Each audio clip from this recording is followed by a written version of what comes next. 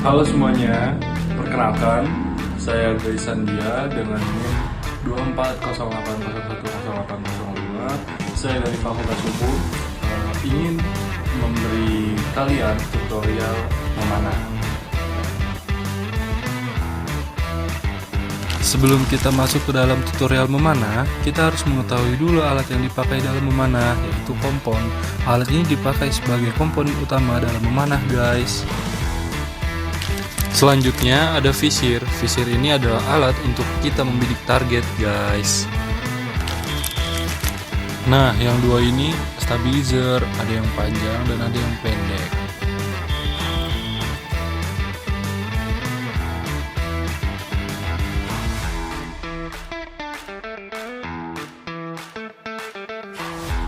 Setelah kita tahu alat-alat yang telah saya jelaskan tadi, sekarang kita memasuki tutorial memanahnya.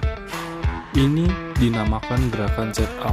Gerakan ini adalah gerakan yang kita lakukan sebelum kita menarik busur. Dalam gerakan ini kita harus fokus terhadap busur dan target.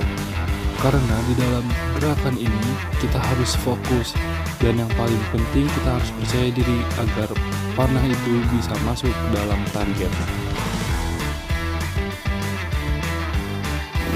Selanjutnya ada gerakan anchoring. Gerakan ini kita lakukan setelah kita melakukan setup sebelum kita membidik.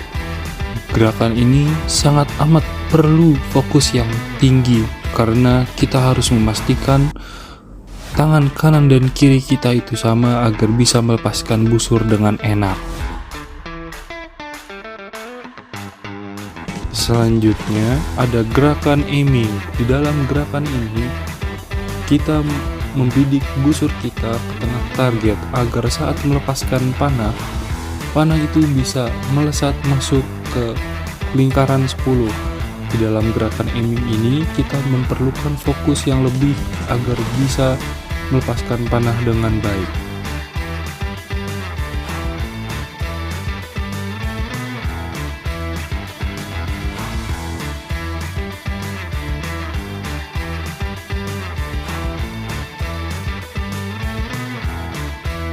Selanjutnya ada gerakan rilis. Gerakan rilis ini adalah gerakan kita melepas busur setelah kita set up aiming.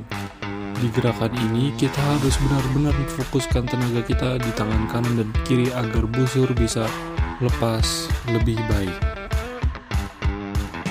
Selanjutnya ada gerakan follow through.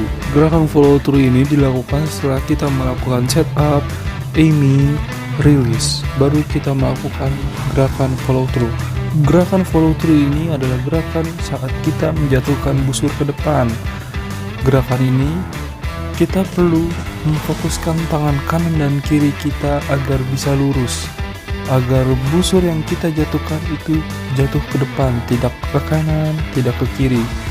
Di dalam gerakan ini kita harus benar-benar memfokuskan tangan kanan dan kiri kita agar bisa menjatuhkan busur yang lurus.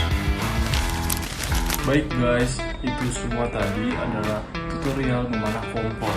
Di Indonesia ini, panahan itu ada 3 macam busur. Yang pertama, yang tadi ada kompon, yang kedua ada recurve, yang ketiga ada standar bow.